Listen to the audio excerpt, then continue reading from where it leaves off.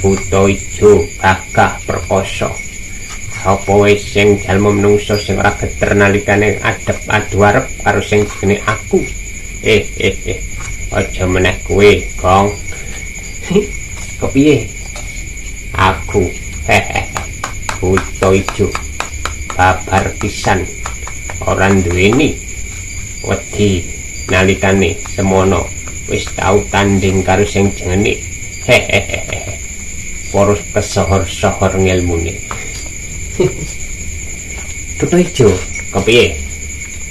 Mbok ya sing genah. Aku wis nganu kok.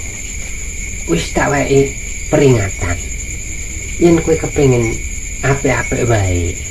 Lha iki ngono tentune nek kowe kepengin mundur ya tak maafke ngono. Mundur. Sepiro dayam kok kowe nganti aku pokon mundur buta ijo sing gagah perkasa. Tinimbang engko kowe glempangan, tinimbang kowe engko jengkentangan, tinimbang engko kowe semaputan. Sembrono. Buta ijo mbok anggap sepele. Ya, Kang.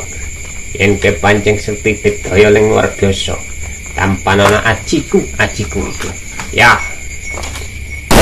Doa.